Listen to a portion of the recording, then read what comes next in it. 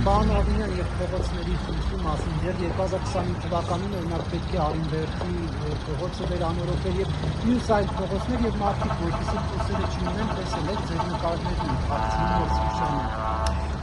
Այսօր ժամը 11-ին ամբողջ քաղաքով մեկ սկսել ենք կտրման աշխատանքներ ասֆալտի բոլոր հատվածներում, որտեղ ունենք մոտոցներ, դրան զուգահեռ վարչական շրջանների ղեկավարները շատ խորը եւ վտանգավոր փոսերում իրականացնելու որոշակի տեսակի նյութ են գցնելու այդ փոսերը եւ արդեն վաղը չէ մյուս օրվանից երբ որ եղանակը արդեն շատ ընդհանուր կտա, որ վաղը ամենահավանականությամբ չեն ամբողջ քաղաքով իրականացվելու է ասֆալտապատման աշխատանք։ Պարոն Աբինյան, գործակարգավարական 25 թվականին ինչու Արինբերդի փողոցը չվերանորոգվեց, որտեղ ասել էի քաղաքապետարանն ասել է վերանորոգվելու է։ Որովհետև մենք ունեցանք ձգձգումներ նախագծող ընկերության հետ կապված, նախագծման աշխատանք։ Պարոն Աբինյան, գործակարգավարական նիստի ժամանակ դուք ասացիք, որ աննախադեպ քանակի աղ էր լցվել եւ նաեւ դրանով էր պայմանավորված այս փոսերը, որոնք քաղաքում եղել են, բայց ՏԿ նախարարը այլ բան է ասում, որ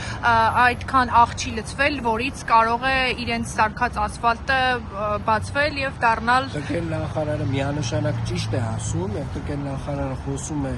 այն մարզային ճանապարհների մասին, որ մենք նոր ենք հիմնանորոգել կամ միջին նորոգման աշխատանքներ արել։ Երևան քաղաքում բոլոր այն տեղերում, որտեղ մենք իրականացնում ենք միջին նորոգման աշխատանքներ, նմանատիպ խորքային խնդիրներ չեն առաջացել։ Էլի նախկիններն են մեղավոր, պարոն Աբինյան։ Այս խնդիրները Երևան քաղաքի փողոցային ցանցը ահռելի մեծ է։ Եվ իրականում մենք փուլային դեռևս 2 տարի առաջ դրա համար էլ սկսել ենք միջին նորոգման աշխատանքները, իսկ այս տարի նաև իրականացնում ենք հիմնանորոգում։ Իսկ հաղթանակ թաղամասին երբ է հերթացնելու։ Արինբերդինը ասացիք հաղթանակ թաղամասին այս տարի ունենք պոյուղու ծրագիր, ունենք սկսել ենք քննարկելություն մանկապարտեզի ծրագիրը, ունենք խնդիր փողոցների հետ կապված, ասֆալտապատման հետ կապված, հենց ասֆալտապատման անելու ենք անպայմանորեն աշխատանքներ, մի մանկապարտեզ ամբողջապես հիմնանորոգել ենք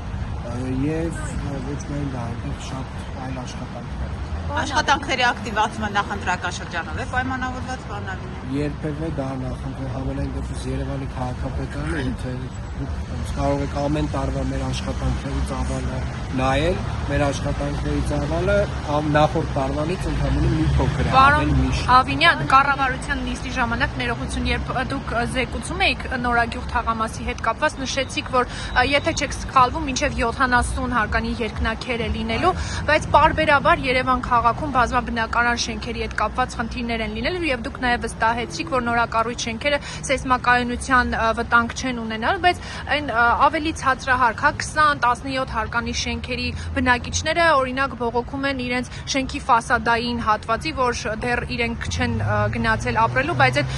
կառուցապատված շենքերի ֆասադները փլվում են։ Դուք այս պայմաններում, այս կառուցապատման որակով ինչպես եք պատկերացնում 70 հարկանի երկնաքեր կառուցել Երևանում։ Մենք իրապես ունենք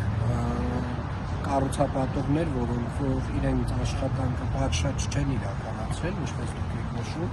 բայց սա չի նշանակում, որ չկան նաև կառուցապատողներ հենց մեզ մոտ Երևանում, ովքեր որ ունակ են շատ որակյալ եւ լավ կառուցապատում իրականացնել, իսկ ինչ վերաբերում է նորագյուղ նախագծին, օրենք դաունթաուն նախագծին, այդտեղ մենք վստահաբար ավելի շատ փորձելու ենք նաեւ ամենախոշոր հատվածների համար միջազգային փորձ բերել, որովհետեւ այն ինչ ուզում ենք իրականացնել նորագյուղում, դրա փորձը Հայաստանում չկա։